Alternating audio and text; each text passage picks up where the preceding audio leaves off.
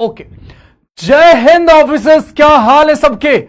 सब लोग बिल्कुल मजे में हैं, एकदम चकाचक रापचिक। एक बार फटाफट से कंफर्म करेंगे, am I totally audible and visible to you ladies and gentleman? Do it fast. Good evening to you all, hope you all are doing well. चलो भाई आ जाओ, शाबाश।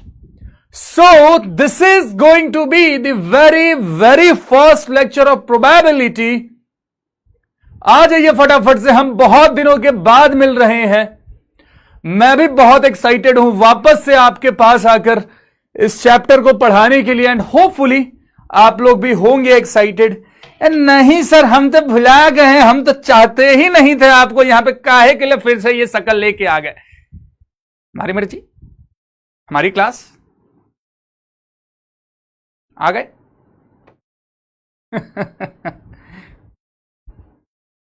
चलिए चलिए आ जाइए। अबे एसी कुछ ज्यादा ही ठंडा कर रहा है यार, टेम्परेचर बढ़ाता हूं पहले, बढ़ाते बढ़ाते कुल्फी जम जाए हमारी।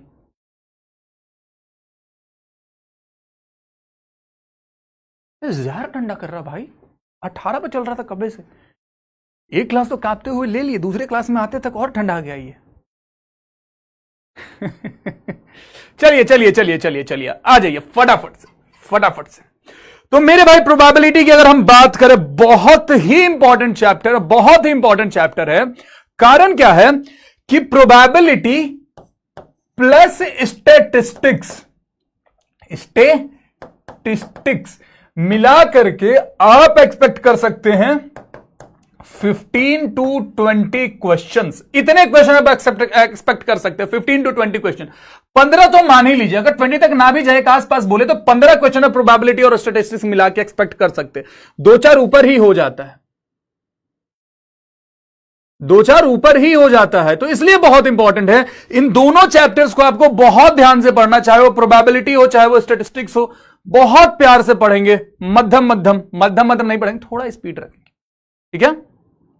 आ जाइए फटाफट से, चलिए चलिए चलिए आ जाइए फटाफट से। बहुत इंपॉर्टेंट चैप्टर है। तो एक बार रिचुअल पूरा करेंगे, जयकारा लगाएंगे क्या? भारत माता की जय, भारत माता की जय का उद्घोष करेंगे, and then we will proceed with the class. Probability का हिंदी होता है मेरे भाई प्रायिकता। आज हम क्या पढ़ने वाले हैं आज की क्लास में मेरे भाई? सबसे पहले तो हम कवर करेंगे जरा general terminology. General terminology, terminology spelling इधर उधर होगा तो संभाल लेना जरा। उसके बाद बेसिक्स ऑफ प्रोबेबिलिटी, ठीक है? बहुत ज्यादा रॉकेट साइंस वाली चीजें आज हम नहीं पढ़ेंगे। चलिए सबसे पहले अगर हम जनरल टर्मिनोलॉजी की बात करें, सबसे पहले मेरे भाई अगर जनरल टर्मिनोलॉजी की बात करें तो मैं सबसे पहले तो करूंगा चैट ऑफ। मैं थोड़ा सा सुन लीजिए, उसके बाद चैट ऑफ करेंगे, बहुत दिनों बाद हम लोग मिल रहे हैं। तो जनरल टर्मिनोलॉजी में मेरे भाई सबसे पहले हम जिस टर्म की बात करेंगे उसको बोला जाता है रैंडम एक्सपेरिमेंट। क्या बोला जाता है मेरे भाई? Random experiment.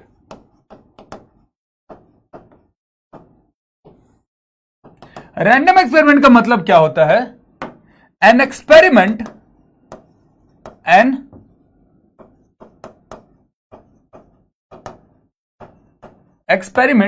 whose outcome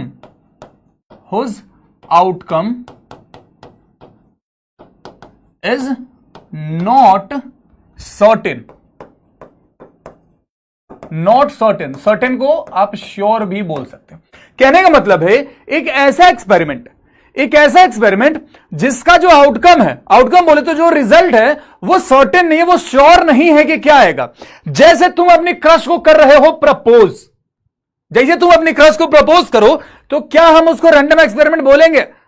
हां सर, रैंडम एक्सपेरिमेंट नहीं है वो, उसमें तो कंफर्म है कि तुम्हारे गाल पे तमाचा पड़ेगा। रैंडम एक्सपेरिमेंट कैसे हुआ? वो तो फिक्स है ना, रिजल्ट की टमाटर पड़ेगा, है ना? तो रैंडम एक्सपेरिमेंट का मतलब वो जिसका रिजल्ट हमें नहीं पता हो, जिसका रिजल्ट हमें नहीं पता हो। जैसे फॉर एग्जाम्पल मेरे भाई रोलिंग अ डाइस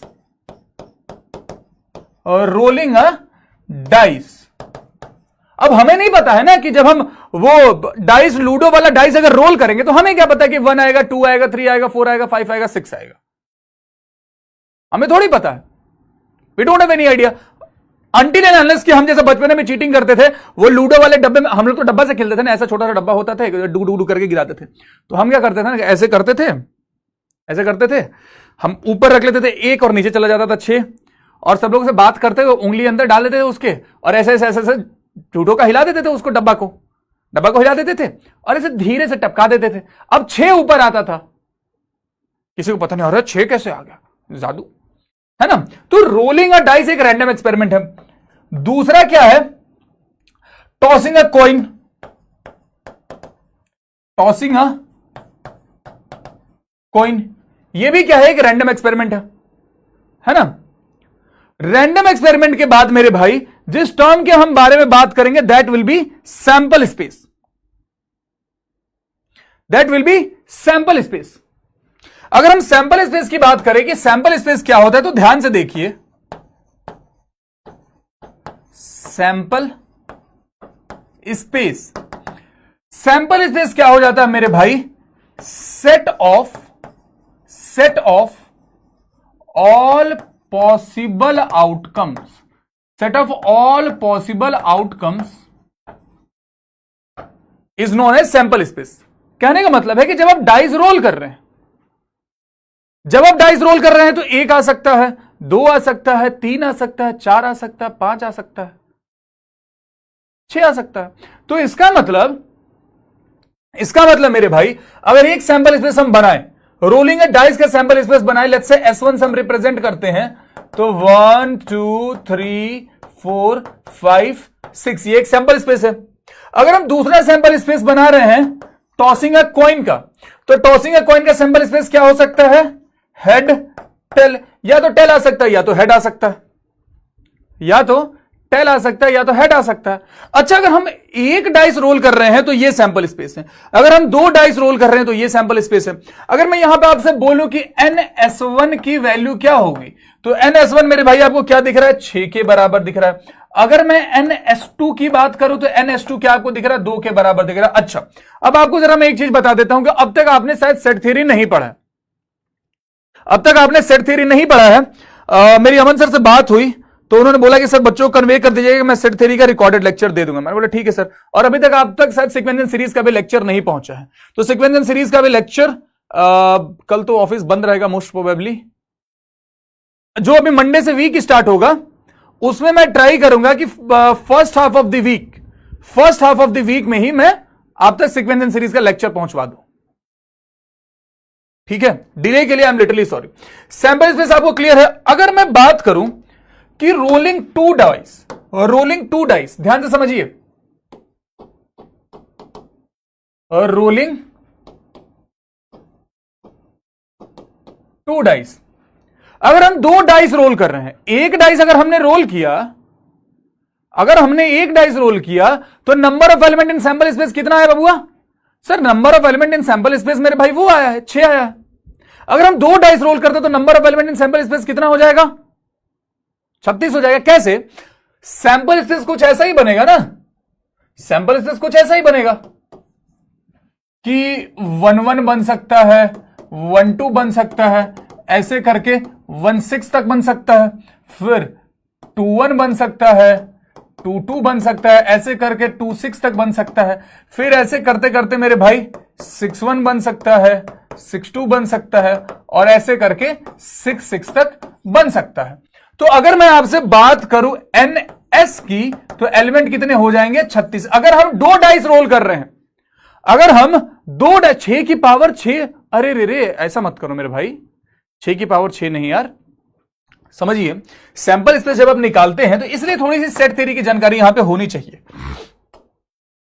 अगर हमारे पास कोई सेट M है या सेट कोई NA है, कोई सेट A है जिसमें नंबर ऑफ एलिमेंट अगर आपने माना कि M है ना, अगर हमने कोई सेट बनाया B, सेट B में अगर नंबर ऑफ एलिमेंट N है, तो NA इंटू B में कितने नंबर ऑफ एलिमेंट हो जाएंगे मेरे भाई, नंबर ऑफ एलिमेंट यहां पे हो जाते हैं M इंटू N के बराबर, ये हो जाते हैं number of element M into N के बराबर। तो ठीक है, एक डाइस के 6 आने के चांसेस, दूसरे डाइस के भी 6 आने के चांसेस, तो 6 इंटू 6 कितना हो गया? 36 के बराबर हो गया। ठीक है। सिमिलरली अगर हम बात करेंगे रोलिंग 2 डाइस, टॉसिंग 2 कॉइन की, टॉसिंग 2 कॉइन्स की, तो number of element in sample space कितना हो जाएंगे मेरे भाई? Number of element in sample space 2 into 2 यानी कि 4 के बराबर हो जाएगा। मैं ये नंबर ऑफ एलिमेंट आपको इसलिए बता रहा हूं, कई बार प्रोबेबिलिटी निकालने के लिए ना जरूरी नहीं है, प्रोबेबिलिटी निकालने के लिए जरूरी नहीं है कि आप पूरा का पूरा सैंपल स्पेस लिखें, क्योंकि एट द एंड हमें number of element in sample space से ही मतलब होता है। जब हम पहली प्रोबेबिलिटी का डेफिनेशन देखेंगे तो ए इंटू बी का मतलब मेरे भाई, आप ए इंटू बी जब आप वो पढ़ेंगे, जब आप सेट थ्योरी पढ़ेंगे तभी आप समझ पाएंगे कि ऑर्डर्ड पेयर क्या होते हैं, है ना। तो सेट थ्योरी आपको वहीं पढ़ाया जाएगा, वहां पर आप वो चीज सीख पाएंगे। ठीक है। अगर आसान भाषा में मैं बात करूं, अगर आसान भाषा में मैं थोड़ा सा आपको अगर समझा दूं यहां पे, तो अगर हमने बोला कि सेट ए है कोई एलिमेंट जिसमें है ए बी, और सेट बी है कोई जिसमें है 1 2 3, तो ए इंटू बी का मतलब क्या हो जाएगा? A1 A2 A3 B1 B2 B3, इसका मतलब है A इंटू बी। ठीक है, ठीक है, ध्यान में ये सारी बात। 6 का स्क्वायर मत लिखो ना, बकलो लो क्या, 6 का स्क्वायर लिखोगे तो कंफ्यूज हो जाओगे ना। मैं जितना बोलता हूं उतना सुना करो, तुम उड़ने लगते हो। जब मैं बोल रहा हूं 6 इंटू 6 उसको बोलो, 6 का स्क्वायर बोल के अगर याद करोगे तो भूल जाओगे, बाद में कंफ्यूज करोगे। जैसे अगर आपको मैं बता दूं, अब ये कंफ्यूजन मैं आपका दूर ही कर देता हूं, यहीं पे अगर आप कंफ्यूज हो रहे हैं, तो अगर मैं एक इवेंट बनाता हूं, एक रैंडम एक्सपेरिमेंट बनाता हूं, रैंडम एक्सपेरिमेंट क्या है?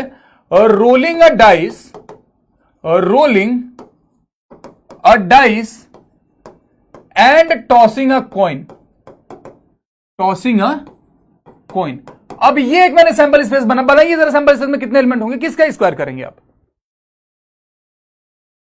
इसमें आप किसका स्क्वायर करेंगे बताइए? क्या पॉसिबल है यहां पे किसी का स्क्वायर करना? आप देख रहे हैं रोलिंग अ डाइस, यहां पे भी एक काम किया जा रहा है, टॉसिंग अ कॉइन यहां पे भी एक काम किया जा रहा है। इसमें अगर आप एलिमेंट की बात करेंगे सैंपल स्पेस में तो 6 होगा, और इसमें अगर एलिमेंट की बात करेंगे तो 2 होगा। टोटल में कितना हो जाएगा? 6 गुना 2 12। कैसे हो सकता है कि 1 हेड आ जाए, हो सकता है कि 1 टेल आ जाए, हो सकता है कि 2 हेड आ जाए, हो सकता है कि 2 टेल आ जाए, हो सकता है 3 हेड आ जाए, हो सकता है 3 टेल आ जाए, 4 हेड आ जाए, 4 टेल आ जाए, 5 हेड आ जाए, 5 टेल आ जाए। इस तरीके से बात समझ में आ गई? इसलिए बोल रहा हूं कि m इंटू एन के फॉर्म में याद रखें number of element in sample space. Shorted मामला, अभी किसी कोई कंफ्यूजन नहीं होना चाहिए किसका स्क्वायर करना है, किसका क्यूब करना है, वगैरह वगैरह, है ना।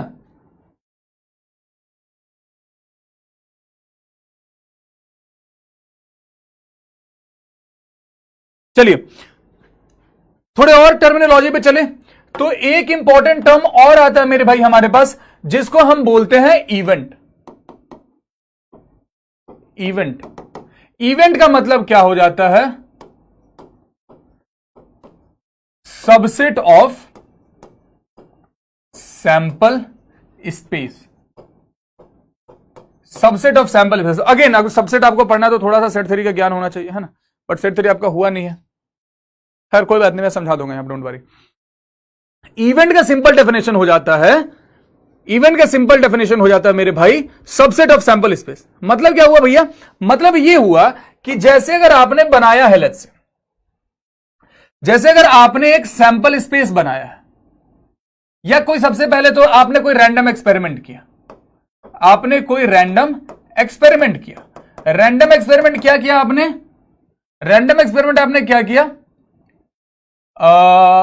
Rolling a dice, rolling a dice, ये आपने रैंडम एक्सपेरिमेंट किया, ठीक है। अगर आप यहां पे सैंपल स्पेस बनाते, अगर आप यहां पे सैंपल स्पेस बनाते, तो सैंपल स्पेस कुछ ऐसा ही बनता, 1 2 3 4 5 6, ठीक है, 1 2 3 4 5 6। यहां पे मेरे भाई आप एक इवेंट बनाते हैं, आपने लिखा कोई इवेंट है E1,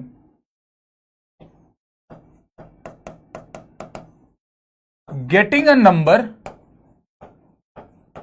ग्रेटर देन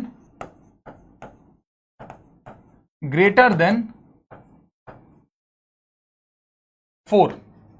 एक आपने इवेंट बनाया getting a number greater than 4, एक ऐसा नंबर जो 4 से बड़ा है, एक ऐसा नंबर जो 4 से बड़ा है, 1 2 3 4 5 6। अब इनमें 4 से बड़े नंबर कौन कौन से हैं? तो भैया 4 से बड़ा 5 और 6 है, तो जब आप इवन सेट लिखेंगे तो इवन सेट क्या हो जाएगा मेरे भाई? 5 एंड 6। और जरा आप गौर से देखेंगे तो आपको क्लियर कट पता चल रहा है कि जो इवन है this is subset of S, even is subset of S. 5 6 5 6, बहुत बढ़िया, शाबाश।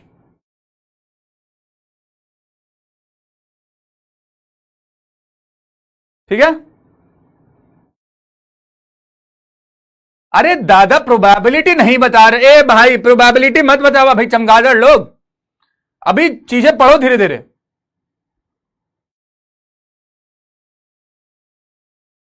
बात क्लियर है? जैसे एक और इवेंट आप बनाना चाहे तो बना सकते हैं, जैसे एक और इवेंट आप बनाना चाहे तो बना सकते हैं। E2 आपने बनाया, अब थोड़ा सा कंफ्यूज करता हूं तुम्हें। E2 हमने बनाया नॉट अ प्राइम नंबर, ये मजेदार है, नॉट अ प्राइम नंबर। जरा मेरे को बताओगे NE2 क्या होगा? Number of element in E2 क्या होगा, बताओगे क्या जरा मेरा? नॉट अ प्राइम नंबर, जरा तुम्हारा दिमाग खोलू मैं, है? बताओ जरा बाबू, नॉट अ प्राइम नंबर पूछ रहा हूं। किसी किसी बच्चे ने पकड़ लिया, किसी किसी बच्चे ने पकड़ लिया, बट मोस्टली नहीं पकड़ पाए। अभी मजा आएगा ना बेटू। देखिए मैंने क्या लिखा, नॉट अ प्राइम नंबर। मेरे भाई नॉट अ प्राइम नंबर की अगर आप बात कर रहे हैं तो आपका नंबर या तो कंपोजिट हो, आपका नंबर या तो कंपोजिट हो या तो प्राइम या कंपोजिट में से कुछ ना हो। जैसे 1 नाइदर प्राइम है नॉर कंपोजिट है, तो आप इसको भी तो इन्वॉल्व करोगे ना। अब 2 प्राइम नंबर है, 2 प्राइम नंबर होता है, 3 प्राइम नंबर होता है, 4 प्राइम नंबर नहीं होता है, 6 प्राइम नंबर नहीं होता है, तो 1 4 6 ये 3 एलिमेंट आएंगे नॉट अ प्राइम नंबर अगर आप बात कर रहे हैं। अगर आप नॉट अ प्राइम नंबर बोल रहे हैं तो 1 4 6 तीनों आएंगे। ठीक है। 2 कैसे बोल रहे हो मेरे भाई? 2 तो प्राइम नंबर होता है ना। अरे दादा भैया काय करते हो तुम्हें, काय करते तुझा, है भाई ऐसा कैसे चलेगा? 2 इज अ प्राइम नंबर मेरे भाई, 2 is a prime number, 1 is neither prime nor composite, nor composite, 2 is the only even prime number। बात समझ में आ गई? 2 एक प्राइम नंबर है and 2 is the only even prime number, यह बात ध्यान में रखिएगा। तो अगर हमसे बोला गया है नॉट अ प्राइम नंबर, तो इसका मतलब प्राइम नंबर नहीं होना चाहिए, बाकी कुछ हो, दैट इज वाई हमने 1 को यहां पे जगह दिया है। ठीक है। अब मैं आपसे NE2 की अगर मैं बात करूं तो NE2 की वैल्यू क्या हो जाएगी? 3 के बराबर हो जाएगी। NE2 will be equal to 3। ये तो बेसिक है सर। अच्छा, हमको तो लगा कि एडवांस है।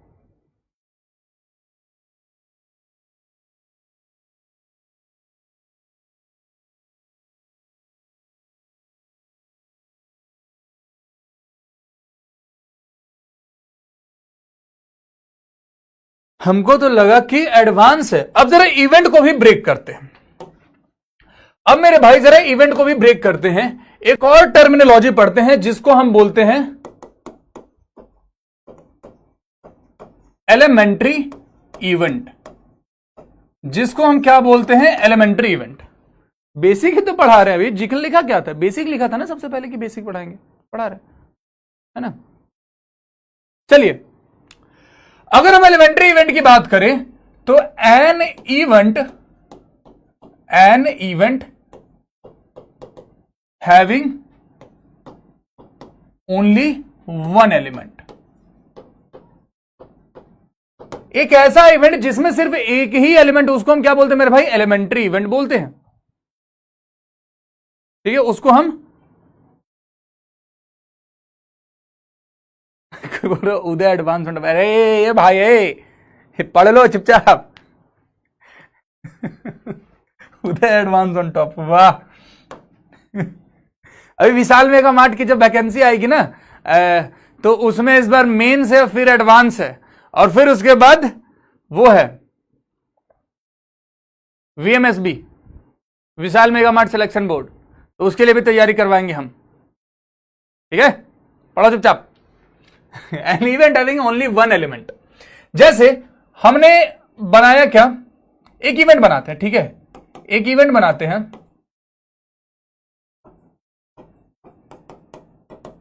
Getting two head after rolling या आफ्टर टॉसिंग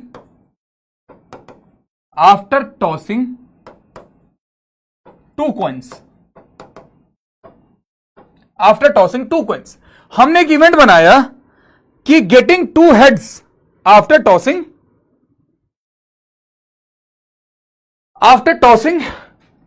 टू कॉइंस। तो समझिए, जब आप ये ई सेट बना रहे होंगे तो इसमें केवल एक ही एलिमेंट आएगा ना, हेड हेड वाला, केवल यही तो आएगा। तो एन ई की वैल्यू क्या हो गई? एन ई की वैल्यू 1 के बराबर होगी। तो मेरे भाई इसी को हम एलिमेंट्री इवेंट बोलते हैं। ठीक है, और मामला। अरे एक तो ये प्रोबेबिलिटी बताने लगते हैं, तुम लोग थुरा जाओगे। अभी हम प्रोबेबिलिटी की बात तो किए हैं कहीं, अभी तो इवेंट समझा रहे हैं, प्रोबेबिलिटी बताने लगते सीधे। सर आप बिहार से हो ना? नहीं, हम हैं मगध से। वही मगध जिसने एक वक्त पे पूरे विश्व पे राज किया था।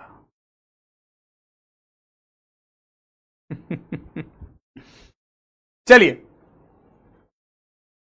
एलिमेंट्री इवेंट के बाद अगर हम आगे बढ़े मेरे भाई, तो एक होता है मिक्स्ड इवेंट। मिक्स्ड इवेंट बोलिए या कंपाउंड इवेंट बोलिए, having more than one element. Having more than one element. ठीक है, having more than one element. ठीक है मेरे भाई,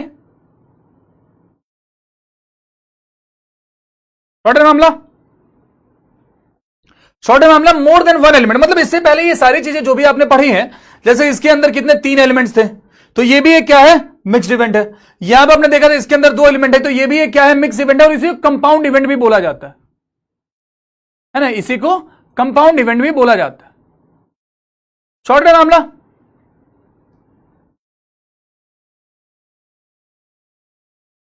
सर टमाटर वाला वीडियो आ रहा है भाई, तुम लोग यार गरीबों का मजाक उड़ा रहे हो तुम। हमारा टमाटर पत्थर बन गया, क्या करें? उसके बाद हम वो टमाटर निकाल के ऐसे रख दिए फ्रिज के बाहर। अब जितना हार्ड हुआ था पत्थर की तरह, उतना ही वो पचक गया, हमारा सारा टमाटर खराब हो गया। चलो पढ़ो चुपचाप, हमारी तो गरीबी चलती रहेगी, तुम्हारी नहीं आने देंगे, तुमको एनडीए भेज के मानेंगे। देखिए, अब टाइप्स ऑफ इवेंट में थोड़ा बात करें, बहुत ध्यान से। अब चैट ऑफ करूंगा मैं, अब मैं चैट ऑफ करूंगा। ठीक है, गौर फरमाइए एक एक चीजों पे। थोड़ा सी स्पीड बढ़ाएंगे मेरे भाई, ध्यान दीजिए। टाइप्स ऑफ इवेंट की बात करें तो एक टाइप होता है equally likely event, having equal chances of occurring. ऐसे इवेंट जिनके होने के चांसेस बराबर हो, ऐसे इवेंट जिनके होने के चांसेस बराबर हो, उनको हम इक्वली लाइकली इवेंट बोलते हैं। सिंपल भाषा में गेटिंग एग्जाम्पल की अगर बात करें तो गेटिंग अ हेड और tail after tossing a coin, after tossing a coin. तो हेड और टेल आने के जो चांसेस है वो बराबर है कि सिक्का उछालेंगे उसके दो ही पहलू हैं, या तो हेड आएगा या तो टेल आएगा। तो ऐसे इवेंट को हम क्या बोलते हैं मेरे भाई, ऐसे इवेंट को क्या बोलते हैं, इक्वली लाइकली इवेंट बोलते हैं। दूसरा टर्म म्यूचुअली एक्सक्लूसिव, डिसजॉइंट या इनकंपैटिबल इवेंट। ध्यान से देखिएगा, चाहे वो म्यूचुअली एक्सक्लूसिव बोले, डिसजॉइंट बोले या इनकंपैटिबल इवेंट बोले, event whose simultaneous occurrence is impossible. ऐसे इवेंट्स जो साथ में नहीं हो सकते,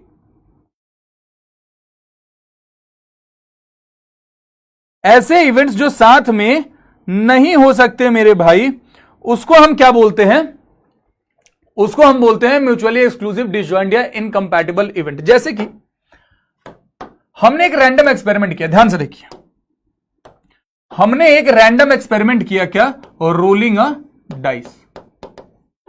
हमने किया रोलिंग अ डाइस। एक आपने इवेंट बनाया getting even number, getting even number, और दूसरा इवेंट बनाया आपने गेटिंग ऑड नंबर।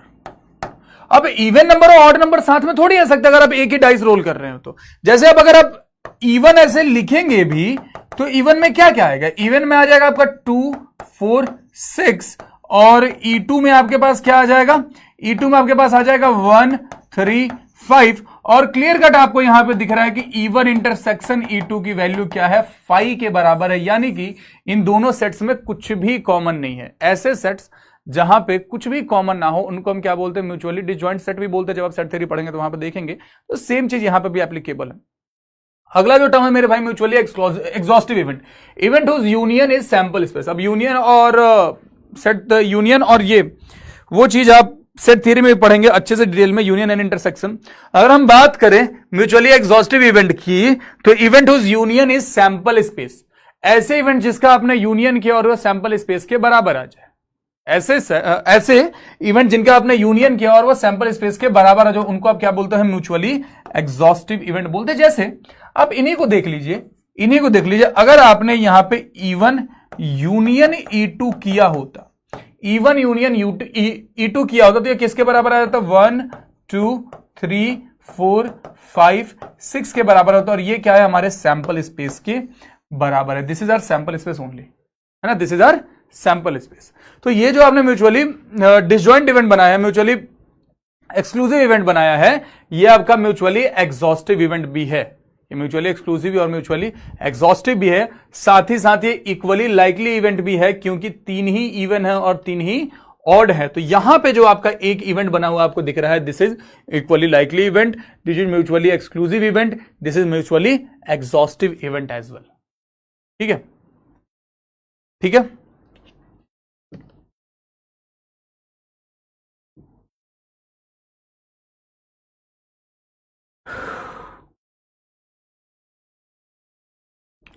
ये सारे इवेंट की कहानियों के जनरल टर्मिनोलॉजी यहां पे होती है समाप्त। अब हम आते हैं अपने प्रोबेबिलिटी पे। अब मेरे भाई आते हैं अपने प्रोबेबिलिटी पे। प्रोबेबिलिटी का डेफिनेशन क्या बोलता है कि the probability of an event E to occur is the ratio of the number of cases in its favour to the total number of cases. मतलब वही आपने पढ़ा है कि PE, प्रोबेबिलिटी ऑफ E क्या हो जाता है, जो आपने बचपन से पढ़ा है, NE अपॉन में NS। ये तो आपने पढ़ा है। फॉर एग्जाम्पल, एक एग्जाम्पल लेते हैं, सबसे बेसिक एक ऐसे करके बोला जा रहा है, getting an even number after rolling a dice.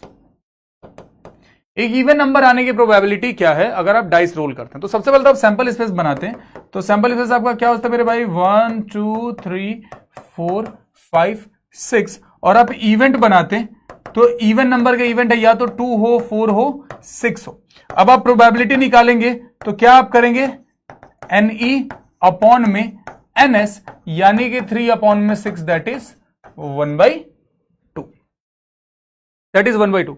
This is और बेसिक, जो सबसे बेसिक प्रोबेबिलिटी हो सकती है वो ये हो सकती है। जब से आपने प्रोबेबिलिटी पढ़ना स्टार्ट किया है तब की बात है। थोड़ा सा इसको एक लेवल ऊपर ले जाते हैं, एक छोटा सा लेवल बढ़ाते हैं। अगर हमने बोला कि getting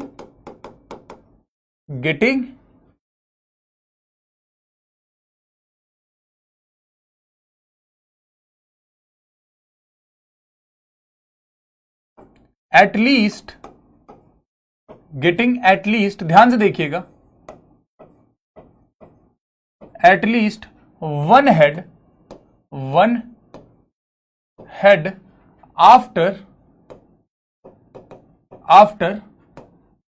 tossing a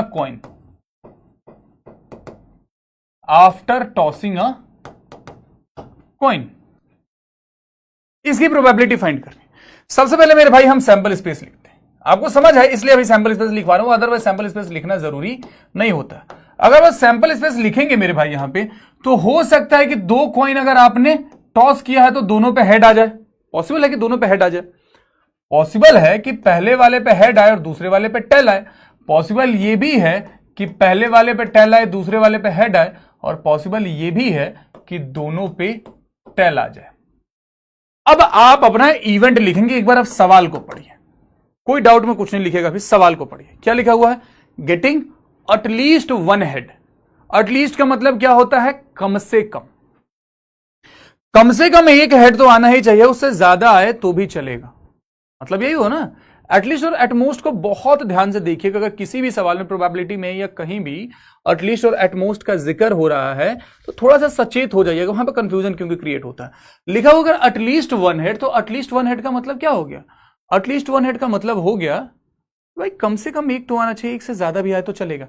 that means आप चाहें तो ये बोल सकते हैं कि एक ये हेड टेल वाला काम करेगा क्योंकि एक हेड आया ही है, ये टेल हेड वाला भी काम करेगा क्योंकि एक तो आया ही है, ये हेड वाला भी आएगा क्योंकि एक से ज्यादा आया। क्या दिक्कत है, एटलीस्ट बोला गया था। अब हम अगर प्रोबेबिलिटी निकालेंगे तो प्रोबेबिलिटी वही मेरे भाई NE अपॉन में NS 3 अपॉन में 4, this will be the probability, so मेरे भाई this is the basics of probability, this is very basic of probability. जैसा मैंने बोला था कि बिल्कुल बेसिक से लेकर के चलूंगा। एक बार कंफर्म कर दीजिए यहां तक चीजें क्लियर है।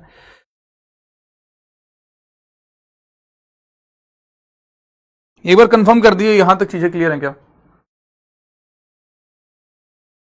3/4 3/4 3/4, शाबाश। भूख लग गई यार पढ़ाते पढ़ाते। अरे दादा भूख तो लगवे करेगी यार, सुबह से हम तो खाइबे नहीं किया आज कुछ हो, बस सुबह से तो कुछ खाइबे नहीं किए। सुबह से एक बार वो खाए हैं सफेद सॉस पास्ता, क्या बोलते हैं उसको, alfredo. In the morning, in afternoon I had my brunch and there was Alfredo pasta from Imperfecto, you know, with some mangoes and watermelon, you know. Yeah, this was my brunch. And after that I went to Starbucks and I had cold coffee. Yeah.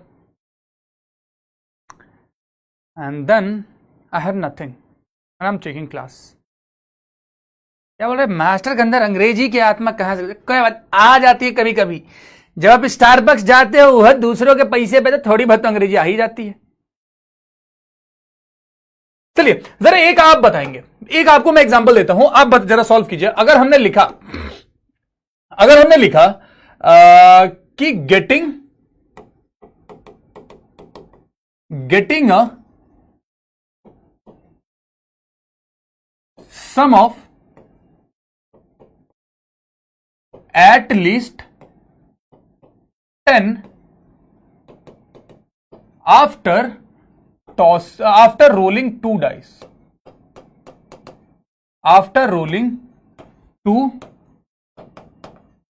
जरा इसकी probability बताएंगे क्या? जल्दी से इसकी probability लिखिए एक बार live chat में।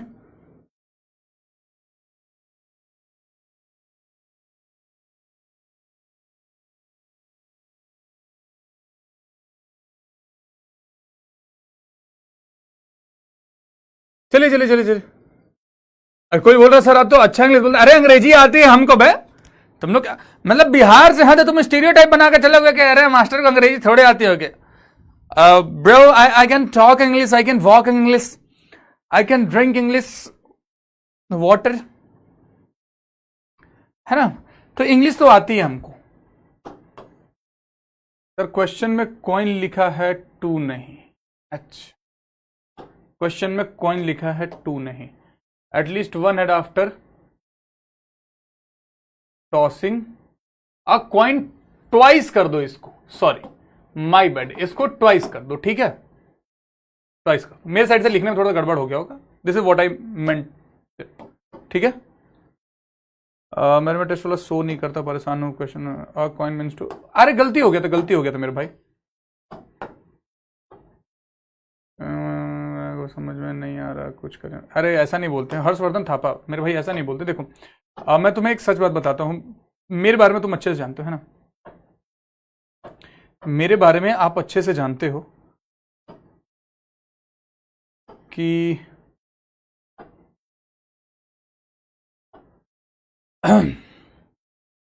मैं कभी किसी टीचर के बारे में कुछ नहीं बोलता, मैं वही सिंपल सी बात आपको बता रहा हूं कि थोड़ा सा आप अमन सर के साथ टाइम स्पेंड कीजिए, जैसा मेरे को बहुत पहले से पढ़ाते हुए देख रहे हो, देखो म्यूचुअल कनेक्शन से भी बात हो जाती है ना, तो म्यूचुअल कनेक्शन है हमारे बीच में।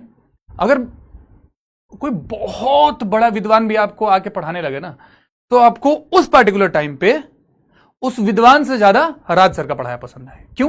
क्योंकि हम बहुत टाइम से जुड़े हुए हैं, है ना, तो आपकी गलती नहीं है इसमें, मैं आपको डांटूंगा भी नहीं इस बात पे, आपकी गलती नहीं है। अगर मेरे से पहले अमन सर पढ़ा रहे होते यहां और मैं बाद में पढ़ाने आता, तो ये होता कि सर अमन सर का पढ़ाया ज्यादा समझ आता है, राज सर का पढ़ाया समझ नहीं आता। दैट्स ओके, दैट्स ओके, थोड़ा सा टाइम स्पेंड करिए अमन सर के साथ, आपको बहुत अच्छी चीजें समझ आएंगी, ठीक है। वो होता है, अगर आपकी जगह मैं भी होता तो मैं भी ऐसा ही होता। ध्यान दीजिए, getting a sum of at least 10 after rolling 2 dices. अगर 2 डाइस रोल कर रहे हैं तो हमें पूरा सैंपल स्पेस तो बनाने की जरूरत नहीं, बस हमें एनएस से मतलब है। Number of element in sample space कितना हो जाएगा? 36 के बराबर हो जाएगा, ये तो क्लियर है। Number of element in sample space कितना होगा? 36 के बराबर हो जाएगा, है ना, है ना। थोड़ा और आगे बढ़िए, हम अपना इवेंट एक बार बना ही लेते हैं, हम एक बार अपना इवेंट बना ही लेते हैं। हमें क्या चाहिए? सम एटलीस्ट 10, कम से कम 10, ठीक है। अगर कम से कम 10 की बात करें मेरे भाई, तो हो सकता है कि 4-6 का एक पेयर बन जाए, पॉसिबल है। हो सकता है कि 6-4 का एक पेयर बन जाए, पहले 10 के लिए हम करते हैं। हो सकता है कि 5-5 का एक पेयर बने। 10 तो और किसी तरीके से नहीं आएगा, 4-6 हो सकता है, 6-4 हो सकता है, 5-5 हो सकता है। 10 हमने बना लिया, अब एक बार 11 बनाते हैं। 11 अगर बनाने जाएंगे तो हो सकता है कि 5-6 हो जाए, हो सकता है कि 6-5 बन जाए, पॉसिबल है। 12 भी तो बन सकता है ना, कि दोनों पे ही अगर 6-6 आ जाए तो क्या दिक्कत है? कुछ दिक्कत नहीं है। तो यही होगा अपना पूरा इवेंट। एटलीस्ट 10 का मतलब कम से कम 10, 10 से ऊपर हो तो भी काम चलेगा, 10 से ऊपर हो तो भी काम चलेगा। अब हम देखें कि हमारे पास NE की वैल्यू कितनी आई मेरे भाई, तो NE की वैल्यू हमारे पास आ रही है 1 2 3 3 3 6 अपॉन में, सॉरी NE की वैल्यू 6 हो गई। अगर हम प्रोबेबिलिटी निकालेंगे तो कितना हो जाएगा? 6 अपॉन में 36, यानी कि 1/6। एटलीस्ट 10 लिखा था ना भाई, छोटी छोटी चीजों पे ध्यान देना है। यही चीजें मिस आउट हो जाती है बाद में एटलीस्ट और अटमोस्ट के चक्कर में। एटलीस्ट और अटमोस्ट के चक्कर में यही छोटी छोटी चीजें मिस आउट हो जाती है, ठीक है। 1/12 वाले किधर गए? अब हो जाती है गड़बड़ यार, ऐसे काहे बोल रहे हो तुम, ऐसे काहे बोल रहे हो तुम? चलो, कुछ इंपॉर्टेंट नोट्स है, चैट ऑफ करता हूं ताकि ये समझा सकूं, ठीक है। चैट ऑफ करता हूं ताकि आपको ये समझा सकूं। सारे नोट बहुत इंपॉर्टेंट है, सबके सब नोट बहुत इंपॉर्टेंट है, सबके सब नोट बहुत इंपॉर्टेंट है, समझिए। पहला नोट क्या बोल रहा है कि sum of probabilities of each sample point और probability of sample space is equal to 1। पहला पॉइंट बहुत इंपॉर्टेंट। जैसे मेरे भाई, अगर हम एक सैंपल स्पेस बनाए 1 2 3 4 5, ये क्या है? ऑब्वियसली रोलिंग अ डाइस वाला है, ठीक है। एक इवन आप बनाते हैं इवेंट जिसमें आप रखते हैं इवन नंबर को 2 4 6, ये हो गया इवन नंबर वाला केस। एक आपने E2 बनाया ऑड नंबर वाला केस, यानी कि 135। अगर आप P even निकालेंगे तो P even की वैल्यू क्या हो रही है, वही 1/2 हो रही है, और अब P E2 भी निकालेंगे तो उसकी वैल्यू भी कितनी हो जाएगी, 1/2 के बराबर ही हो जाएगी। तो मेरे भाई P even plus P E2 की अगर आप वैल्यू निकालेंगे तो कितनी हो जाएगी, 1 के बराबर हो जाएगी। यही चीज यहां पे मेंशन किया गया था। ठीक है। दूसरा point, if P is equal to 0 then event E is impossible event. तो हम बस याद रखिएगा कि इम्पॉसिबल इवेंट का मतलब क्या है, एक ऐसा इवेंट जिसकी प्रोबेबिलिटी क्या है, 0 है। एक ऐसा इवेंट जिसकी प्रोबेबिलिटी क्या है, 0, उसको इम्पॉसिबल इवेंट बोलते हैं। जैसे इस बात की क्या प्रोबेबिलिटी है, तुम उसको प्रपोज करो और वो तुमको हाँ बोल दे, तो एक इम्पॉसिबल इवेंट है, क्योंकि तुम्हारी शकल और किस्मत देख के वो तो हाँ बोलेगा नहीं तुमको, है ना। तो ये एक इम्पॉसिबल इवेंट हो जाएगा। अगर PE की वैल्यू 1 के बराबर है तो इसको हम टर्म में क्या बोलते हैं, इसको मेरे भाई हम बोलते हैं श्योर इवेंट। इसको क्या बोलते हैं, श्योर इवेंट बोलते हैं। श्योर इवेंट जैसे अगर बोल दिया जाए कि समझिए, अगर यहां पे एक एग्जांपल दो, गेटिंग अ नंबर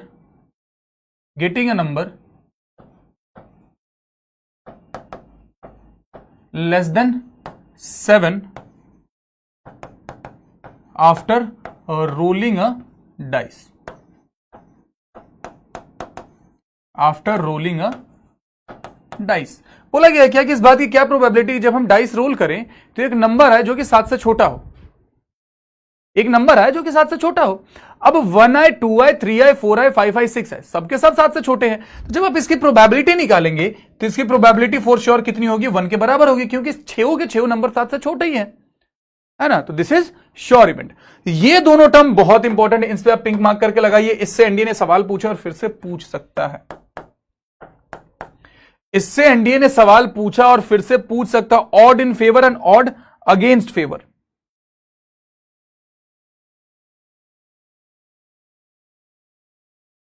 समझिए, ऑड इन फेवर और odd against favour, odd against event का मतलब समझिए। Odd in favour of any event का मतलब क्या हो जाता है, फेवरेबल अपॉन में अनफेवरेबल। पहले ऊपर में बड़ा न्यूमरेटर फेवरेबल होगा, डिनोमिनेटर में अनफेवरेबल होगा। ऑड अगेंस्ट इवेंट ई का मतलब क्या हो जाएगा, अनफेवरेबल अपॉन में फेवरेबल। भैया ऐसे समझना है, एग्जांपल दीजिए। ठीक है, एग्जांपल देते हैं। समझिए, अगर हमने बोला कि हमारे पास कोई एक सैंपल स्पेस है, ध्यान से देखिएगा, हमारे पास कोई एक सैंपल स्पेस है, वही रोलिंग डाइस वाला ही सैंपल स्पेस हम लेकर के चल रहे हैं ताकि चीजें समझ में आती रहे।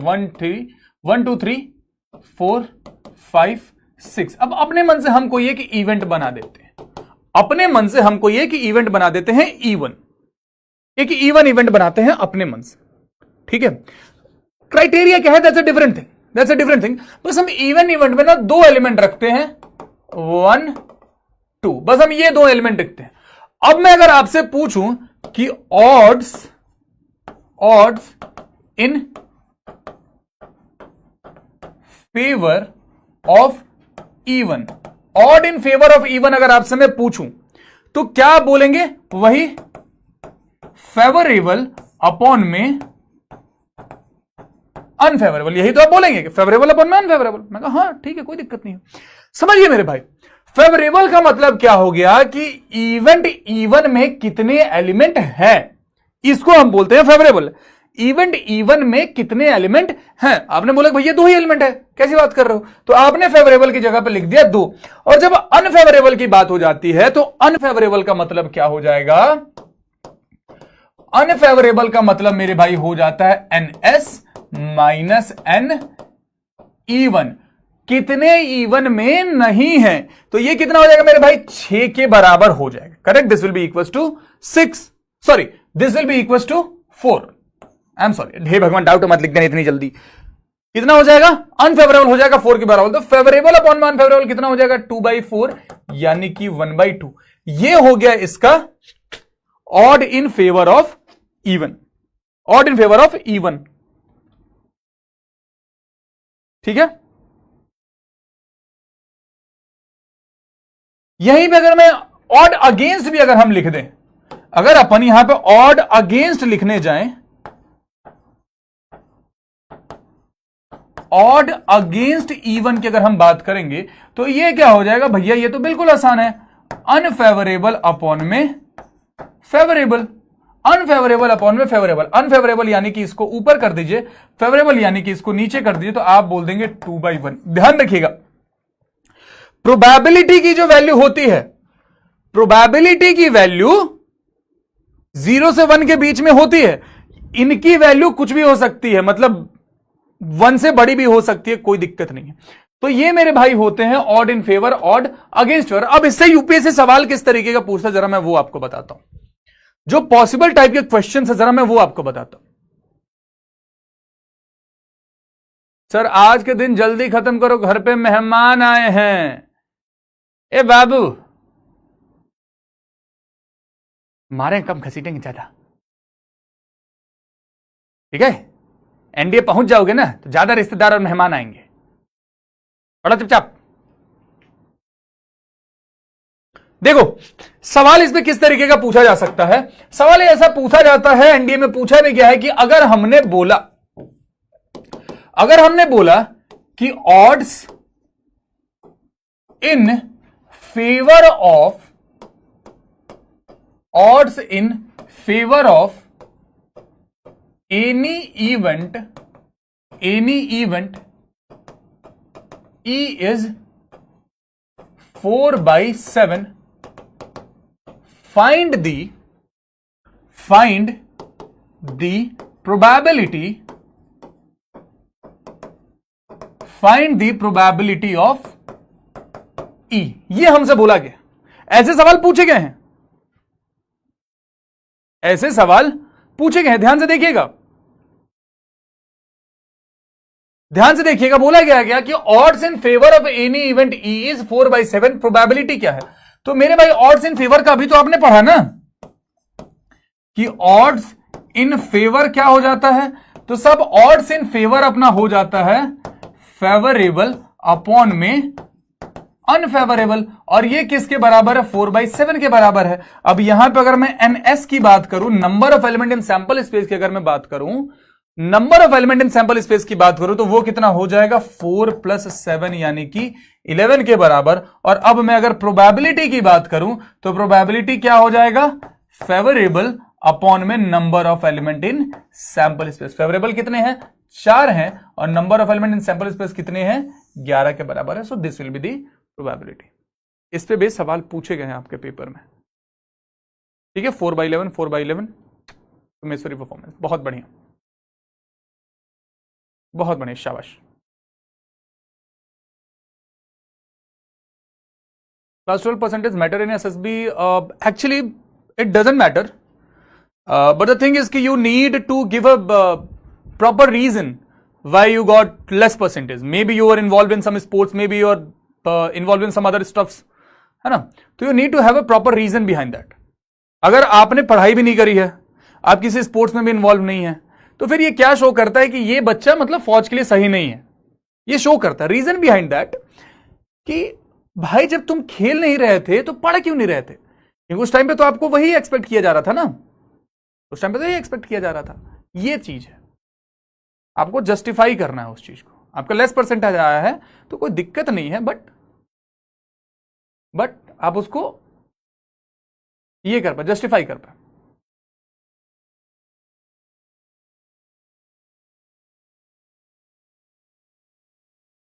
If it is your mistake then accept. सबसे बड़ी चीज है मेरे भाई acceptance. Acceptance is the key. First of all you'll have to accept that yes sir I made the mistake, I wasn't that serious about my studies when I was in class 12th, but then during my preparation phase I improved myself and I have also proved that yes I was working, because I have cleared NDA written. 5 to 6 lakh aspirant appear for this, only 7 to 8,000 people clear and I am one of them. So yes sir, I did hard work after my class 12th and that's why I am here. ठीक है। अच्छा अगर मैं सवाल में दूं कि odd against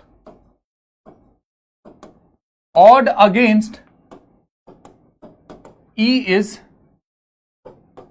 3/5, find its probability,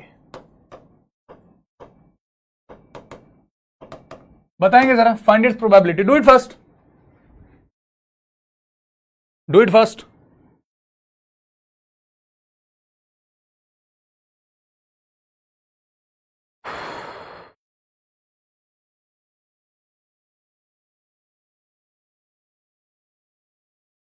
sir मैंने आज से पढ़ना स्टार्ट किया। इतना जल्दी पढ़ना काहे के लिए स्टार्ट करती है, कुछ दिन बात करते। अरे ठीक है भाई, पढ़ना स्टार्ट कर तो पढ़ाई करो, बताने की जरूरत नहीं है। Keep your things with your self, just keep working hard, है ना। ऑड अगेंस्ट ई की अगर हम बात करेंगे तो 3/5, तो यहां पे आप क्या बोल सकते हैं कि अनफेवरेबल की वैल्यू कितनी है, 3 है, फेवरेबल की वैल्यू कितनी है, तो भाई 5 है। Number of element in sample space कितना हो जाएगा, तो ये 3 + 5 यानी कि 8 के बराबर हो जाएगा। अब अगर मैं आपसे पूछूं कि प्रोबेबिलिटी क्या हो जाएगी, तो फेवरेबल अपॉन सैंपल स्पेस ना, favourable upon sample space, favourable upon sample space की अगर बात करें, फेवरेबल तो भैया 5 था, तो प्रोबेबिलिटी क्या हो जाएगी, 5/8। This will be the answer, this will be the answer, ठीक है। 3/8 नहीं, तभी मैंने ये दिया था, तभी मैंने ये दिया था। ये 3 किसी को रिप्रेजेंट कर रहा, अनफेवरेबल को रिप्रेजेंट कर रहा, ये ऑड अगेंस्ट मैंने दिया था। ऑड अगेंस्ट क्या होता है, अनफेवरेबल अपॉन में फेवरेबल। इन छोटी छोटी चीजों को ध्यान रखिएगा, ठीक है, इन्हीं छोटी छोटी गलतियों से बच के रहना, ठीक है। परमुटेशन कॉम्बिनेशन आपने पढ़ लिया अच्छे से, क्योंकि प्रोबेबिलिटी में परमुटेशन कॉम्बिनेशन भी यूज होगा।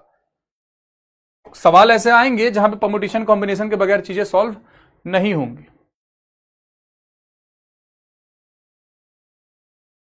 देखिए कुछ और इंपॉर्टेंट नोट बचा यहां पे,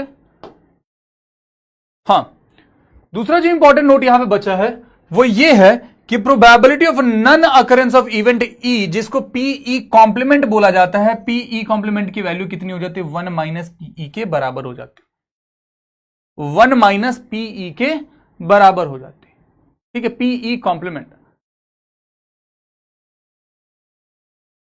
बात समझ में आ गई, पीई कॉम्प्लीमेंट की वैल्यू कितनी हो जाती है, 1 - पीई के बराबर हो जाती है। एक चीज और आप ध्यान में रहेंगे कि प्रोबेबिलिटी जो है, कोई भी प्रोबेबिलिटी हो, उसकी वैल्यू हमेशा 0 से 1 के बीच में ही हो सकती है, ना ही 1 से बड़ी हो सकती है, ना ही 0 से छोटी हो सकती है प्रोबेबिलिटी की वैल्यू। यानी प्रोबेबिलिटी 0 हो सकता है बट नेगेटिव नहीं हो सकता, प्रोबेबिलिटी 1 हो सकता है, प्रोबेबिलिटी 1 हो सकता है बट 1 से बड़ा नहीं हो सकता। ये सारी बात आप अपने जहन में रखेंगे। और आपको जरा मैं एक सवाल कराता हूं, ये क्वेश्चन है कि this are mutually exclusive and exhaustive event, mutually exclusive भी है और एग्जॉस्टिव भी है, then with respect to the probability is this, then which of the following is correct. एक बार फिर से मैं आपको पहला वाला ये दिखा देता हूं कि म्यूचुअली एक्सॉस्टिव इवेंट का मतलब क्या होता था। म्यूचुअली एग्जॉस्टिव का मतलब ये हो जाता था कि सारी प्रोबेबिलिटीज का सम जो है वो 1 के बराबर आ जाए। सिंपल भाषा में अगर मैं आपसे बात करूं तो, ठीक है, म्यूचुअली एग्जॉस्टिव का मैं सिंपल भाषा में अगर आपको बताऊं तो सारी प्रोबेबिलिटीज का सम कितना हो जाए, 1 के बराबर आ जाए, ठीक है। अब चलो मैंने आपको हिंट दे दिया, अब इस सवाल का जरा सा आप जवाब दे दीजिए। कहां गया भाई, दिस इज द क्वेश्चन, इस सवाल का जवाब दे दीजिए कि E1 E2 इधर mutually exclusive and exhaustive event with respective to probability this and which of the following is possible. इनमें से कौन सा पॉसिबल, सिंपल सी भाषा में अगर मैं बात करूं तो वो बोला गया है कि किन प्रोबेबिलिटीज का सम 1 के बराबर आ जाए, जिस प्रोबेबिलिटी का सम 1 के बराबर आ गया दैट विल बी आंसर। और थोड़ा सोच समझ के, थोड़ा सोच समझ के,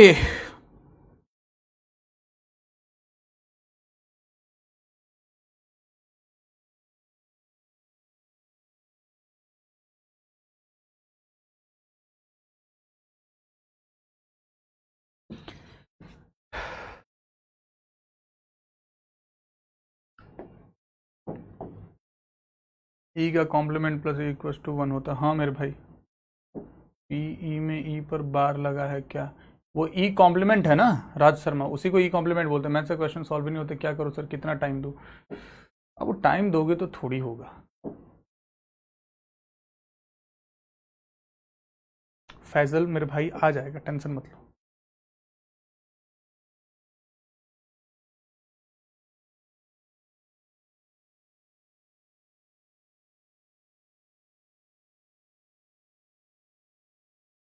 आंसर सेम आएगा ना, भविष्य आंसर सेम आएगा, उससे फर्क नहीं पड़ता।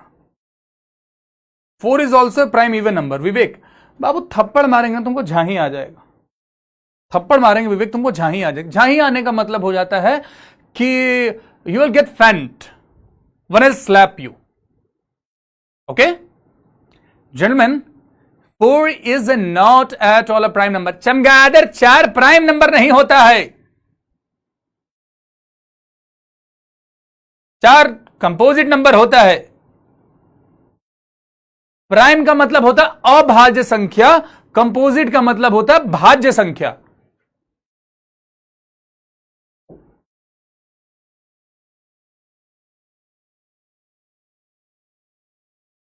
Alpha bravo are the units of special forces, they are not the units of special forces मेरे भाई। फौज में एबीसीडी को ऐसे ही बोला जाता है, अल्फा ब्रावो चार्ली डेल्टा एको सबकी यूनिट होती है, केवल स्पेशल फोर्सेस की ऐसी यूनिट नहीं होती। देखिए अब गौर फरमाइए, बोला गया क्या कि अगर म्यूचुअली एक्सक्लूसिव और एग्जॉस्टिव इवेंट है तो इसका मतलब P1 plus P2 plus P3 plus P4 की वैल्यू कितनी होनी चाहिए? 1 के बराबर होनी चाहिए। पहले वाले को जोड़े तो कितना बन रहा है? 4 3 7 7 2 9 9 1 10, यही हो जाएगा यार आंसर। अब कोई बोलेगा कि भैया यहां पे भी 1 हो रहा है, कोई बोलेगा कि भैया यहां पे भी तो 1 हो रहा है ना, और कहीं 1 नहीं हो रहा है, एक यहां हो रहा है और एक यहां हो रहा है। लेकिन मेरे भाई यहां लिखा हुआ है कि P2 is equal to -0.2, that is not at all possible. Probability कभी भी नेगेटिव नहीं हो सकता, probability can never be negative, that is why your answer is option number A ladies and gentleman. अरे वाह, चुम्मेश्वरी परफॉर्मेंस, बहुत बढ़िया, आग लगा दिए तुम तो, एनडीए क्लियर तुम सबका। ये सवाल देखेंगे, लिखा हुआ क्या कि पहले आसान आसान सवाल करते हैं कि 1 ticket is drawn at random containing 24 tickets numbered 1 to 24। बोला गया है क्या कि एक कोई डब्बा है जिसके अंदर बहुत से टिकट है नंबर्ड फ्रॉम 1 to 24, है ना, number from 1 to 24। Represent this sample space, sample space आपको रिप्रेजेंट करने की जरूरत नहीं। Find the probability of drawing a ticket containing a number which is a prime. बहुत बढ़िया सवाल है, बहुत बढ़िया सवाल है। चलिए जरा ट्राई कीजिए, और मैं चैट ऑफ करता हूं, चैट ऑफ करता हूं क्योंकि जवाब देंगे ना आप। 60 सेकंड का टाइम देता हूं, फटाफट 90 सेकंड ले लो यार, रो गए कि भैया टाइम कम पड़ गया भैया, सारा टाइम तो उसको दे दिया। आपने एग्जांपल दिया जैसा प्रोबेबिलिटी 2 है, उधर आप बता रहे हैं कि प्रोबेबिलिटी कैन नेवर एग्जिस्ट 1। कौन सा एग्जांपल दे जहां प्रोबेबिलिटी 2 है? फूक के बैठे हो क्या? फूक के बैठे हो क्या निखिल अस्थाना? हाँ प्रोबेबिलिटी 2 हुआ है कि ऑड अगेंस्ट हुआ है? कान खराब हो गया कि दिमाग तुम्हारा? वहां पर जब पढ़ा रहे थे तब भी मैंने बोला था कि ये देखिएगा इसकी वैल्यू 2 से ज्यादा भले ही होगी, क्योंकि ऑड अगेंस्ट और ऑड फेवर की बात करी जा रही है।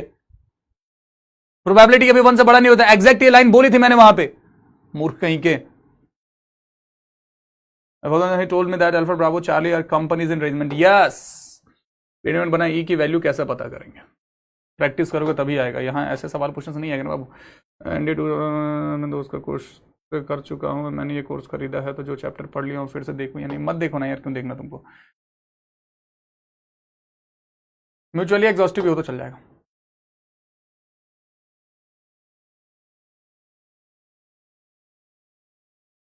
स्मोकिंग का पता चल जाता है क्या मेडिकल?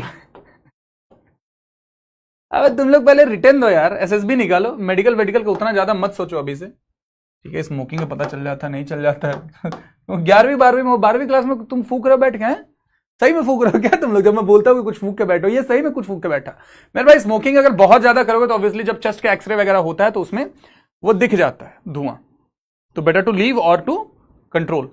समझिए 24 टिकट्स है, अगर 1 to 24 तो एनएस की अगर हम बात करेंगे, एनएस कितना हो जाएगा? Number of element in sample space. ये तो क्लियर है कि सब 24 के बराबर हो जाएगा, नंबर ऑफ एलिमेंट 24 के बराबर हो जाएगा।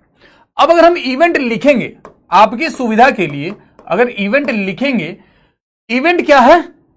Containing a number which is a prime. क्या 1 प्राइम नंबर? नहीं सर, 1 प्राइम नंबर नहीं है, तो आप लिखेंगे 2 3 5 7 8 9 10 नहीं होगा, 11 12 छोड़ के 13 14 15 16 छोड़ के 17 18 छोड़ के 19 20 21 22 छोड़ के 23 3। अब काउंट कीजिए जरा, 1 2 3 4 5 6 7 8 9, यही तो आया है, यही तो आया है। तो प्रोबेबिलिटी ऑफ ई क्या हो जाएगा? सब प्रोबेबिलिटी ऑफ ई हो रहा है 9/24। इसको काटा कहा नहीं पे, this will be the answer, 40 will be the answer. This is very easy, this is very easy. इसके लिए फ्यू सेकंड्स का टाइम चाहिए था, मैं तो डाउट पढ़ने के लिए आपको टाइम। अरे वाह क्या बात है, दोबारा चुमेश्वरी परफॉर्मेंस, आग लगा दिए तुम लोग तो आज यार। अब जरा यहां पे लगाओ। अभी आया सवाल बढ़िया। The chance that vowels are separated in an arrangement of the letters of the word order. इस टाइप के सवाल एनडीए में पूछे जाते हैं, इस बार भी पूछे गए हैं और फिर से पूछे जाएंगे, फिर से पूछे जाएंगे। यहां पे जो इस टाइप के सवाल दिए जाते हैं वो एक्चुअली में प्रोबेबिलिटी से ज्यादा आपका परम्यूटेशन कॉम्बिनेशन के नॉलेज को चेक करने के लिए दिया जाता है। मैं भी चाहता हूं कि एक बार आप ट्राई करेंगे इस सवाल को, मैं भी चाहता हूं आप इसको ट्राई करेंगे। सैंपल स्पेस कैसे निकलेगा? टोटल पॉसिबल वर्ड्स कितने बन सकते हैं? इवेंट कैसे निकलेगा? नंबर ऑफ एलिमेंट इवेंट कैसे निकलेगा? जहां पे तो वोवेल्स आर सेपरेटेड, जहां पे वोवेल सेपरेटेड हो। आप चाहे तो यहां पे रिवर्स अप्रोच भी लगा सकते हैं कि वोवेल को साथ में कर दिया और फिर यूज कर लिया। Take your time and show me your knowledge of permutation and combination. Do it fast, give it a try, give it a try, give it a try.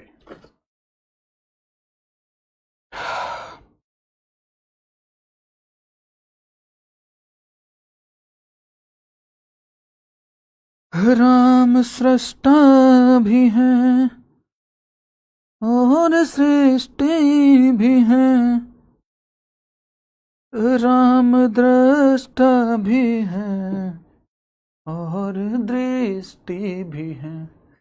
चलिए करे सॉल्व मेरे भाई, करे सॉल्व मेरे भाई। देखिए अगर हम सैंपल स्पेस की बात करें तो सैंपल स्पेस का मतलब क्या होगा? टोटल पॉसिबल अरेंजमेंट,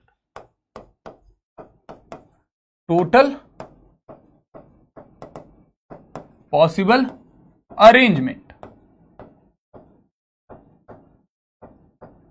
यही होगा। तो टोटल पॉसिबल अरेंजमेंट की अगर हम बात करेंगे कितने लेटर थे? 2 2 4 2 6। आपने लिखा भैया 6 फैक्टोरियल। ओ 2 बार रिपीट हुआ है तो 2 फैक्टोरियल से आप डिवाइड करेंगे। आर 3 बार रिपीट हुआ है तो आप इसको 3 फैक्टोरियल से डिवाइड करेंगे। हम इसे क्या लिख सकते हैं? 6 गुना 5 गुना 4, 3 फैक्टोरियल से 3 फैक्टोरियल कट जाएगा, लिखने की जरूरत है। नीचे में 2 फैक्टोरियल की वैल्यू 2 ही रहेगी। इसको आपने 2 बार में काट दिया, ये कितना हो गया? 60 के बराबर। हम यहां पे लगाएंगे रिवर्स अप्रोच। रिवर्स अप्रोच का मतलब हमसे बोला गया है कि वो साथ में नहीं होने चाहिए, तो हम एक इवेंट बनाते हैं। इवेंट क्या बनाते हैं? When vowels are together, when vowels are together, जब वोवेल साथ में, अगर आपने वोवेल को साथ में कर दिया है मतलब ये दोनों ओ को एक पोटली में आपने बांध दिया, तो टोटल पॉसिबल अरेंजमेंट कितना हो जाएगा?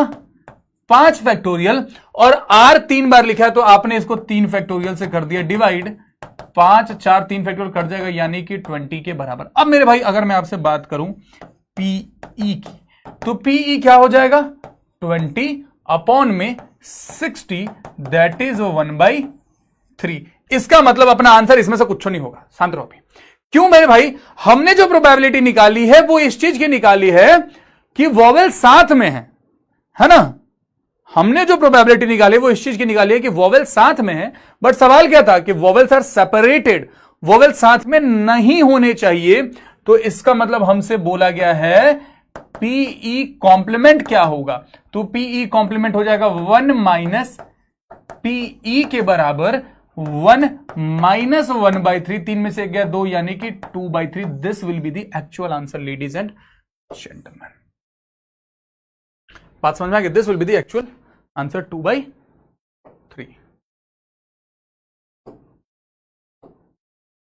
ओहो, I wasn't expecting that much यार। यू रियली डिड वेल, बहुत अच्छा करा आप लोगों ने। बाकी लोगों का गलत काहे हुआ? बाकी लोगों का गलत काहे हुआ है? चलो आपने प्रोबेबिलिटी में भी ये आपको नहीं पता हो पहले से, बट इतना तो पता होगा ना परम्यूटेशन कॉम्बिनेशन में जो आपने पढ़ा है। परम्यूटेशन कॉम्बिनेशन में जो आपने पढ़ा है तो इतना तो पता होगा कि टोटल पॉसिबल अरेंजमेंट 60 है। आपने अगर दोनों वोवेल्स को साथ में रख दिया तो अरेंजमेंट कितने हुए? 20। तो यहीं पे आप ये भी फाइंड कर सकते थे ना कि अरेंजमेंट्स, आप ऐसे करना चाहते तो ऐसे कर लेते कि arrangements when vowels are separated, when vowels are separated, जब वॉवेल सेपरेटेड हो तो वो कितना हो जाता, 60 माइनस 20 यानी कि 40। अब आप प्रोबेबिलिटी निकालते तो 40 अपॉन में 60, 20 दूनी 40, 20 दिया 60, यहां से भी 2/3, यहां से भी 2/3। अगर ये नहीं पता था, ये तो पता था ना।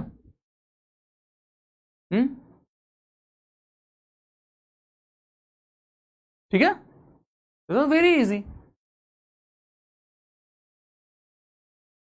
है ना।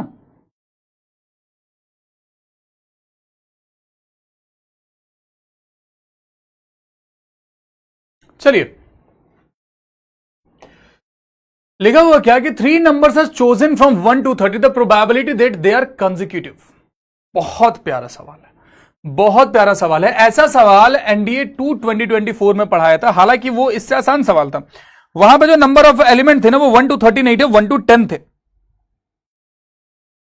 वहां पे जो नंबर ऑफ एलिमेंट थे वो 1 to 10 थे, और एनडीए 2 2024 से जस्ट पहले,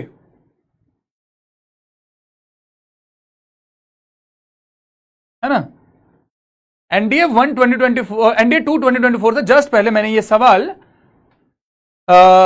वाईटी पे कराया था, और ये पेपर में आया था। पेपर में इससे आसान आया था, जो हमने 1 to 30 कराया था, एग्जाम ने 1 to 10 दिया था। तो ये सवाल आसान है, बहुत ध्यान से समझिएगा,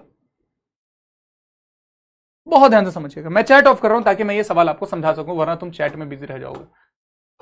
गौर फरमाइए, लिखा क्या हुआ कि 3 numbers are chosen from 1 to 30।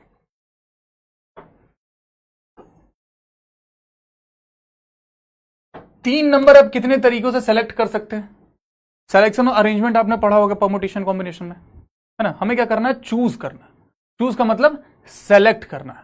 और जहां पे सिलेक्शन की बात आ जाती है, सिलेक्शन का मतलब में, सिलेक्शन में क्या लगता है, सिलेक्शन में लगता है कॉम्बिनेशन। पढ़ा होगा इतना आपने कि ए बी और बी ए अरेंजमेंट के हिसाब से अलग है, सिलेक्शन के हिसाब से ए बी और बी ए सेम है ना। तो हमने बोला कि अगर 3 नंबर चोजन की बात कर रहे हैं तो इसका मतलब नंबर ऑफ वेज आप कितने तरीकों से सेलेक्ट कर सकते हैं मेरे भाई। टोटल 30 थे, हमें 3 सेलेक्ट करने थे, तो 30C3।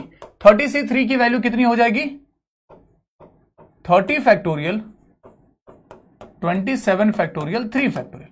इसको हम क्या लिख सकते हैं, 30 29 28 27 फैक्टोरियल से 27 फैक्टोरियल कट जाएगा, नीचे में 3 गुना 2, इससे ये गया 5 बार में। इसको ऐसे ही रहने देते, 5 गुना 29 गुना 28, ये हमारा सैंपल स्पेस का काम करेगा। ठीक है, अब क्या बोला जा रहा है, अब ये बोला जाए the probability that they are consecutive. अब कंसेक्यूटिव अगर बोला जाए तो बहुत ध्यान से देखिएगा, यहीं पे सब कुछ समझने वाला है। अगर हमने E1 बनाया, यहां पे E बनाया, E को रखा कंसेक्यूटिव, तो कैसे हो सकते हैं, या तो वो 1 2 3 हो, या तो वो 2 3 4 हो, या तो वो 3 4 5 हो। ऐसे कर करके हम कहां तक पहुंच सकते हैं, या तो वो 28 29 30 हो, है ना। और तो कंसेक्यूटिव पॉसिबल नहीं है, और तो कंसेक्यूटिव 3 एलिमेंट पॉसिबल नहीं है ना। कंसेक्यूटिव का मतलब क्या होता है, लगातार। कंसेक्यूटिव का मतलब हो जाता है लगातार, जैसे 1 2 3 3 4 5 5 6 7 8 9 10 12 13 14 एंड सो ऑन। 28 29 30 यही लास्ट ग्रुप बन सकता है कंसेक्यूटिव का। क्योंकि अगर आपने बोला कि नहीं सर हम 29 30 31 तक जाएंगे, बट 31 तक तो है ही नहीं ना, हमारे पास नंबर ही 30 तक थे, तो जो मैक्स टू मैक्स हम पेयर इसी तरीके से बना सकते थे।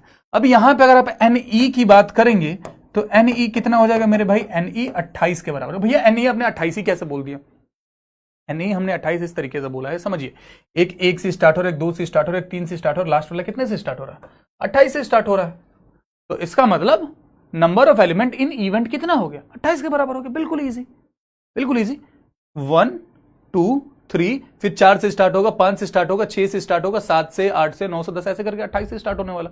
मतलब number of element in event E कितने हो गए मेरे भाई, 28 के बराबर हो गए। अब मैं अगर प्रोबेबिलिटी ऑफ ई की बात करूं, अब अगर मैं पीई की बात करूं तो दैट विल बी NE, यानी कि 28 अपॉन में 5 इंटू 29 इंटू 28, 28 से 28 गया, कितना आया 1 अपॉन में 5 9 45, 145 में 150 हो जाता। हाँ ठीक है, 145, this will be the probability, but ऐसा कोई भी ऑप्शन या नन ऑफ दीज है तो this will be the answer. अच्छा, ऐसा ही एक सवाल बहुत फेमस है जहां पर लिखा होता है probability they are not consecutive. अगर हमारा सवाल रहता नॉट कंसेक्यूटिव, प्यार से समझ लिए इस चीज को, अगर अपना सवाल रहता the probability that they are not consecutive, अगर नॉट कंसेक्यूटिव पूछा जाता, नॉट कंसेक्यूटिव के केस में भी हम पहले ये कंसेक्यूटिव वाला ही निकालते, है ना, हम पहले ये कंसेक्यूटिव वाला ही निकालते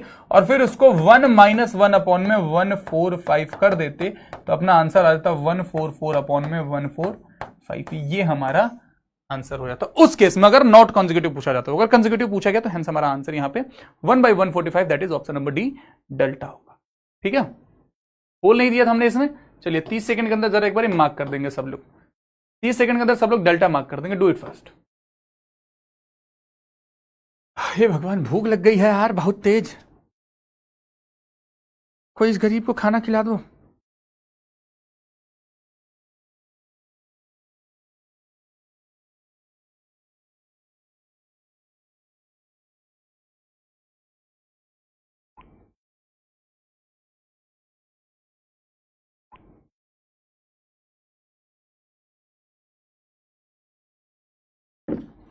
सुनो ना संग मरमर। सर मेरे घर आ जाओ, एड्रेस भेजो, एड्रेस भेजो।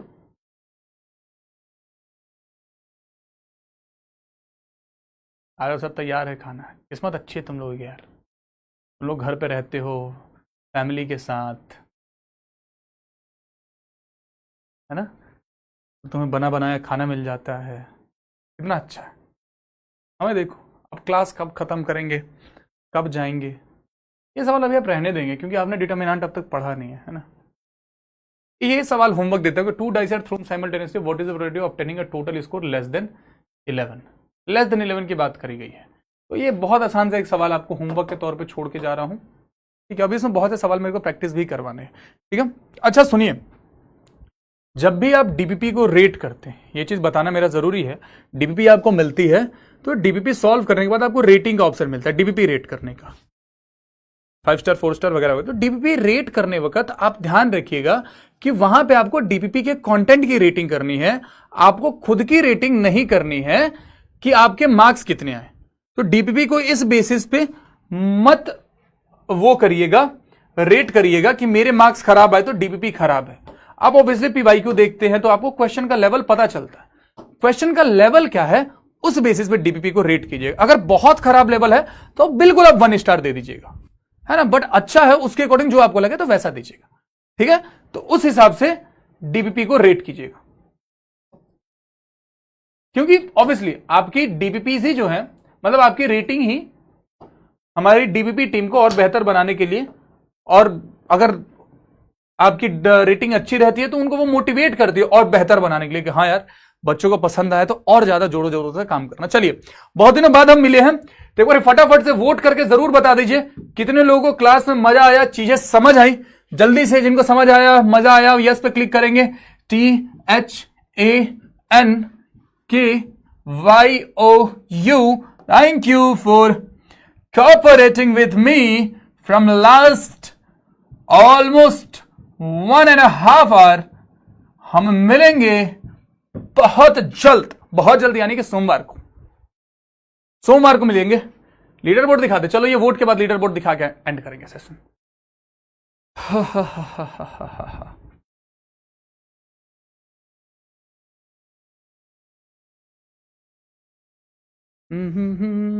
लीडर बोर्ड दिखा देता हूं, ये वोट खत्म हो जाए तो फिर लीडर बोर्ड दिखा दूंगा।